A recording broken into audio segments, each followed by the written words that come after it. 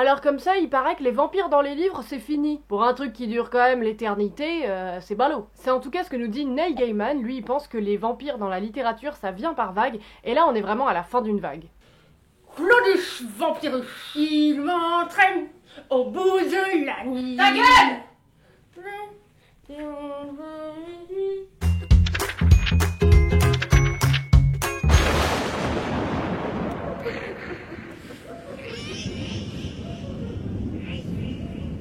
Bonjour et bienvenue, ici votre bon vieux Jeannot. Alors, reprenons quand même depuis le début, depuis quand est-ce qu'on trouve des vampires dans la littérature? On va parler de l'engouement qui commence entre les années 1720 et 1730. C'est une époque où on va avoir beaucoup d'épidémies, alors on a tendance à prendre les gens, tous les inhumer au même endroit, tous les foutre sous terre, et puis voilà, bim bam boum, on n'en parle plus. Sauf qu'il y a tellement de gens qui meurent qu'on fait plus vraiment gaffe, hein. S'il y a quelqu'un qui est plutôt dans le coma ou qui a l'air de dormir un peu, on l'enterre. Et ce qui s'est passé, c'est qu'il y a plusieurs personnes qui étaient pas vraiment mortes et qu'on a enterrées et qui se sont juste réveillées, sont retournées chez eux et beaucoup de gens se sont dit « Mais c'est des vampires !» Ça a par exemple été le cas pour Peter Blagojevich ou encore Arnold Paolé. L'une des premières œuvres qui va nous parler de vampires, c'est un poème allemand qui s'appelle Der Vampir. Ça a été écrit en 1748 par Heinrich August Ossenfelder. C'est l'histoire d'un homme qui va être rejeté par une femme qui elle est très respectueuse, très pieuse, et lui il accepte pas du tout ça et il va essayer de la corrompre un petit peu on pourrait dire, et il menace donc d'aller la voir un soir dans sa chambre. Pour lui montrer ce qu'elle rate, il va aller lui sucer son sang. On parle pas d'un petit suçon, hein, le mec il lui propose quand même une ponction sanguine. Ah bah chacun son samedi soir hein. Je vais donc vous lire les premières lignes, hein. Mein liebes Märchen glaubtet, bestandig steigt und feste.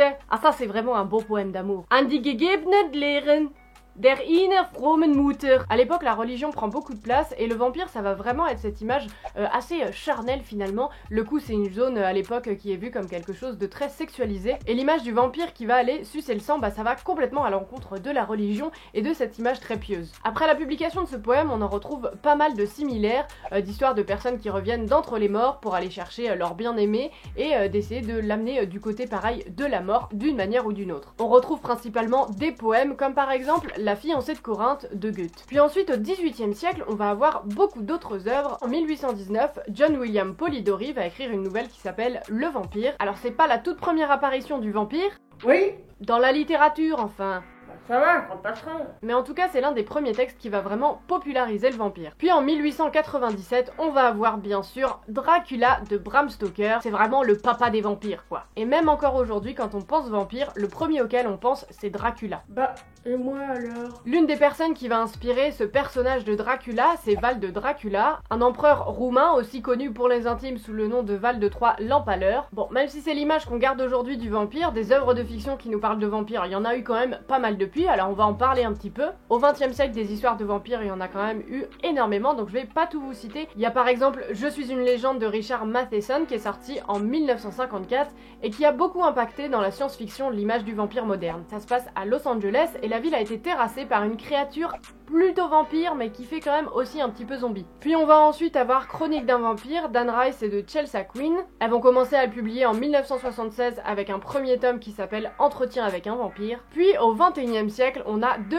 plus en plus d'histoires de vampires. Et c'est vrai que là il se passe énormément de choses. On a aussi bien de la littérature jeune adulte où on va trouver des vampires, de la romance, des romans de détectives, il y a un petit peu de tout. Et puis à partir de 2005, on a quand même le premier roman de Twilight. Là ça va être aussi quand même une nouvelle vague. On n'a plus forcément la même image, hein. Le vampire il a beaucoup évolué, mais il y a quand même toujours dans le roman une histoire d'amour. C'est un beau roman, c'est une belle histoire. Non mais c'est lourd là. Aujourd'hui des vampires dans la littérature, ils viennent un peu sous toutes les formes. Et ça Stephen King ça lui plaît pas vraiment. Mention spéciale pour Salem, lui aussi il a pas pu résister à nous raconter des histoires de vampires. Il a l'impression qu'aujourd'hui les vampires ils nous font plus vraiment peur, alors que c'est ça pourtant qu'ils devraient faire à la base. Il décrit un petit peu tous les différents vampires qu'on trouve aujourd'hui dans la littérature et dit bah non, les vampires c'est pas ça. Des vampires c'est quoi avant tout? C'est des tueurs assoiffés de sang. Ah oui mais ils sont pas véganes du coup. D'après lui les vampires ils sont pas là pour être gentils et il regrette que les romans à l'eau de rose aient vraiment dénaturé pour lui l'image du vampire. Il attaque même assez directement Stephenie Meyer qui a écrit Twilight et il dit que d'après lui elle est pas capable d'écrire. C'est une critique ma foi plutôt incisive hein.